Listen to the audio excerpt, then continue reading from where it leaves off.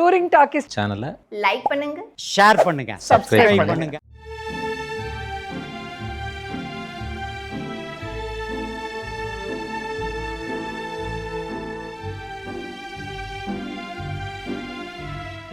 மறந்துடாதீங்க, பண்ணுவீங்க. Touring talkies ரசிகர்களுக்கு வணக்கம். வாங்க லென்ஸ் நிகழ்ச்சிக்கு போகலாம்.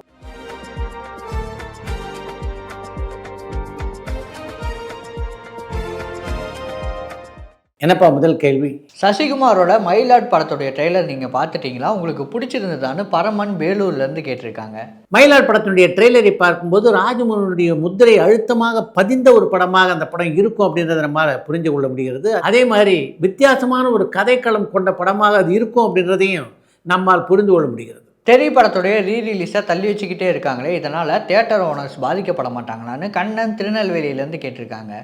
தெரி படத்துடைய மறு வெளியீடு தள்ளி போனதுனால திரையரங்கு உரிமையாளர்களுக்கு எப்படிப்பட்ட பாதிப்பு ஏற்பட்டிருக்கும் அப்படின்னு நீங்கள் நினைக்கிறீங்க? டாக்ஸிக் படத்துக்கு நயன்தாரா அவர்கள் 18 கோடி சம்பளம் வாங்கியிருக்காங்க. நயன்தாரா இன்னுமே மார்க்கெட்டில் தான் இருக்காங்களான்னு சிவகுமார் பொள்ளாச்சியிலேருந்து கேட்டிருக்காங்க. உங்களுடைய கேள்வியில் முதல்ல பதில் சொல்லிட்டு அதுக்கப்புறம் நீங்கள் கேள்வி கேட்டிருக்கீங்க. டாக்ஸிக் திரைப்படத்திற்காக 18 கோடி ரூபாய் நயன்தாரா சம்பளம் வாங்கியிருப்பதாக முதல் வரியில் குறிப்பிட்டு விட்டு அதுக்கு பின்னால் நயன்தாராவுக்கு இன்னும் மார்க்கெட் இருக்கா அப்படின்னு நீங்கள் கேள்வி கேட்டிங்கன்னா அதில் என்ன நியாயம் இருக்குது? ஒரு நடிகைக்கு 18 கோடி ரூபாய் சம்பளம் கொடுக்குறாங்கன்னா அந்த நடிகைக்கு மார்க்கெட் இல்லாமல் யாராவது கொடுப்பாங்களா? தம்பி படத்துடைய ரீரிலீஸ் டேட்டுன்னு சொல்லாமலே இருக்காங்க. அந்த படம் ரிலீஸ் ஆகுமா ஆகாதான்னு சாட்டையூர்லேருந்து துரை கேட்டிருக்காங்க.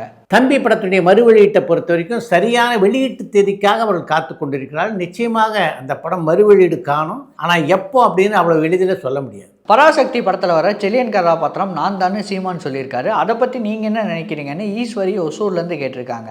பராசக்தி படத்தை பார்த்ததுக்கு பின்னால் தான் அந்த செலியன் கதாபாத்திரம் நான் தான் அப்படின்னு ஒரு பேட்டியிலே சீமான் சொல்லியிருக்கிறார். அப்படி இருக்கும்போது அதில் கருத்து சொல்வதற்கு என்ன இருக்குது? எதனால் திடீர்னு எல்லா பிரபலங்களும் அஜித்தை பார்க்க மலேசியாவுக்கு போகிறாங்கன்னு தினகரன் சேலம்லேருந்து கேட்டிருக்காங்க. தமிழ் சினிமாவிலே உள்ள எல்லா பிரபலங்களும் மலேசியாவில் அஜித்தை பார்ப்பதற்காக செல்லலை. அஜித் மலேசியாவில் இருக்கிறதுனால அவரை பார்க்க எண்ணுகின்றவர்கள் எல்லோரும் மலேசியா சென்று அவரை பார்க்கிறார்கள், அவ்வளவுதான். நடிகர் மாதவன் ஏதாவது படங்கள் டைரக்ட் பண்ணியிருக்காரான்னு முகேஷ் மல்லூர்லேருந்து கேட்டிருக்காங்க. ராக்கெட்ரி த நம்பி எஃபெக்ட் என்ற மிக வித்தியாசமான படம் மாதவனுடைய இயக்கத்திலே உருவான திரைப்படம் தான். பா ரஞ்சித்தோட அடுத்த படம் எப்போ ரிலீஸ் ஆகும்னு பாலன் அண்ணா நகர்லேருந்து கேட்டிருக்காங்க. அட்டகத்தி தினேஷும் ஆர்யாவும் நடிக்கின்ற வேட்டுவோம் அப்படின்ற திரைப்படத்தை தான் இப்போ பா ரஞ்சித் இயக்கி கொண்டிருக்கிறார். ஏறக்குறைய அந்த படத்துடைய படப்பிடிப்பு முழுவதுமாக முடிவடைந்து விட்டது அப்படின்றதுனால இன்னும் 3 அல்லது 4 மாதங்களுக்குள் அந்த படம் வெளியாக வாய்ப்பு இருக்குது. விஜய் சேதுபதி நடிச்சிருக்க காந்தி டாக்ஸ் படத்துடைய டைரக்டர் யார்? இதுக்கு முன்னாடி அவர் என்ன படம் டைரக்ட் பண்ணியிருக்காருன்னு பரத் வெண்ணந்தூர்லேருந்து கேட்டிருக்காங்க.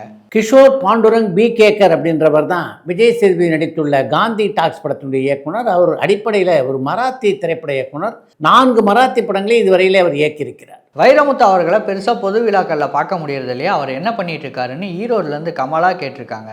கடந்த வாரம் கூட பல நிகழ்ச்சியிலே கலந்து கொள்வதற்காக திருப்பூர் சென்றிருந்தார் வைரமுத்து. அவரை பொறுத்த வரைக்கும் எப்போதும் போல் இப்போதும் பரபரப்பாகத்தான் அவர் இயங்கிக் கொண்டிருக்கிறார். உதயநிதி ஸ்டாலின் அவர்களும் சூர்யா அவர்களும் எப்போ இருந்து ரொம்ப க்ளோஸ் ஃப்ரெண்டாக ஆனாங்கன்னு அஜய் ஒசூர்லேருந்து கேட்டிருக்காங்க. பொதுவாக என் மனசு தங்கம், சரவணன் இருக்க பயமேன், இப்படை வெல்லும் ஆகிய 3 திரைப்படங்களில் உதயநிதி ஸ்டாலினோடு இணைந்து நடித்திருக்கிறார் சூர்யா. அந்த படங்களில் நடிக்கும் போது தான் அவர்கள் இருவருக்கும் இடையே நல்ல நட்பு உருவானது. லைக்கா நிறுவனம் இப்போ எந்த படத்தை முழுசாக நம்பி இருக்குன்னு பிரேம் கடலூர்லேருந்து கேட்டிருக்காங்க. முழுவதுமாக நம்பி இருக்கிற மாதிரி ஒரு படத்தை இப்போ லைக்கா நிறுவனம் தயாரிப்பதாக தெரியல.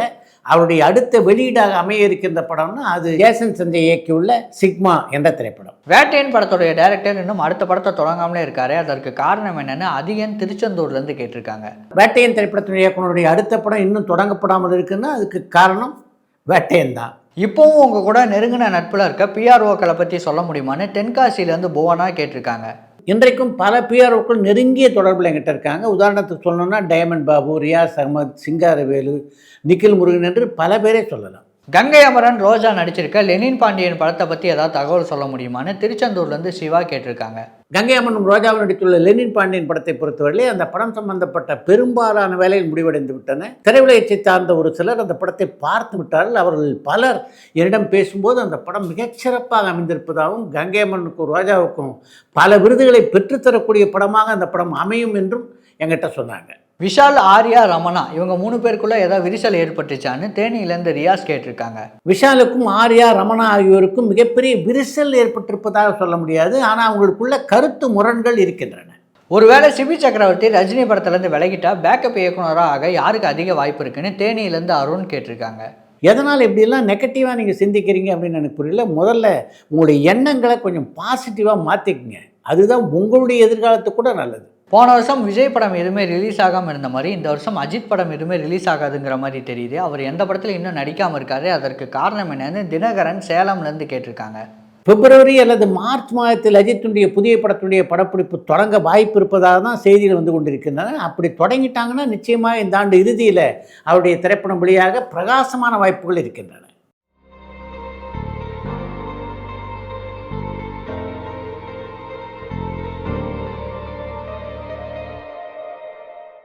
நடிகர் சிவகுமார் ஹீரோவாக நடித்த முதல் படம் எது? அந்த படம் வெற்றி படமாக அமைஞ்சதான்னு கடலாடியிலேருந்து பாலசுப்ரமணியம் கேட்டிருக்காங்க. சிவகுமார் கதாநாயகனாக நடித்த முதல் படம் என்று 1969ஆம் ஆண்டிலே வெளியான காவல் தெய்வம் திரைப்படத்தை சொல்லலாம். அந்த படத்தில் சிவகுமாருக்கு ஜோடியாக நடித்திருந்தது லக்ஷ்மி. அந்த திரைப்படத்தை பொறுத்தவரையிலே அதில் முக்கியமான ஒரு கதாபாத்திரத்தில் நடிகர் சிவாஜி கணேசன் நடித்திருந்தார். குணச்சித்திர நடிகரான SV சுப்பையா தயாரித்த அந்த திரைப்படத்தை இயக்கியவர் K. விஜயன். அடுத்து இன்று ஒரு தகவல். அன்றைய காலகட்டத்தில் மக்கள் தலைவர் எம்ஜிஆரை விமர்சிப்பதற்கே எல்லோரும் தயங்குவார். திரையுலகிலே அப்படிப்பட்ட ஒரு சூழ்நிலை நிலவிய போது எம்ஜிஆரை பத்திரிகைகளில் விமர்சித்தது மட்டும் இல்லாமல் நேரடியாக மேடைகளில் விமர்சித்தவர் கவிஞர் கண்ணதாசன். இன்னும் சரியாக சொல்லணும்னா கண்ணதாசன் அளவுக்கு எம்ஜிஆரை தாக்கியவர்களும் இல்லை, அப்படி விமர்சித்ததுக்கு பின்னாலே தாக்கு பிடித்தவர்களும் இல்லை. அப்படி விமர்சித்த போதிலும் கவிஞர் கண்ணதாசனுடைய கன்னி தமிழுக்காகவும் அவருடைய அற்புதமான சொல்லாற்றலுக்காகவும் அவரை மிகவும் நேசித்தவர் தான் புரட்சித் தலைவர் எம்ஜிஆர். அந்த நேசம் காரணமாகத்தான் கவிஞர் கண்ணதாசனை அரசவை கவிஞராக்கினார் எம்ஜிஆர். அவரை அரசவை கவிஞராக ஆக்கியும் போது அதற்கு எம்ஜிஆர் சொன்ன விளக்கம் தான் ரொம்ப முக்கியமானது. அரசவை கவிஞராக நியமிக்க தகுதி பெற்றவர்கள் அவருக்கு நிகராக இங்கே வேறு யார் இருக்கிறார்கள்? அவரை அரசவை கவிஞர் ஆக்கியதால் அவருக்கு தனிப்பட்ட பெருமை எதுவும் இல்லை, அது தமிழுக்குத்தான் பெருமை என்றவர் புரட்சித் தலைவர் எம்ஜிஆர். கண்ணதாசனை அரசவை கவிஞர் ஆக்குவது என்ற முடிவு எடுத்த எம்ஜிஆர் அதற்கான அரசாணை வருவதற்கு முன்னாலேயே கவிஞரை தொடர்பு கொண்டு உங்களை அரசவை கவிஞராக ஆக்கப் போகிறேன் என்று சொன்னார். அப்ப எளிதில் அதை ஏற்றுக்கொள்ளவில்லை கவிஞர்.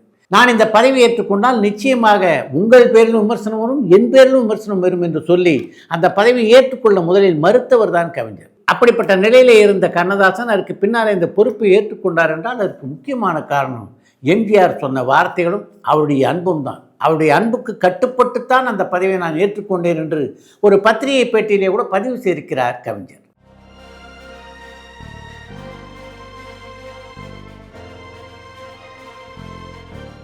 இத்துடன் இன்றைய லஞ்ச் நிகழ்ச்சி நிறைவு பெறுகிறது. மீண்டும் அடுத்த லஞ்ச் நிகழ்ச்சியிலே சந்திப்போம்.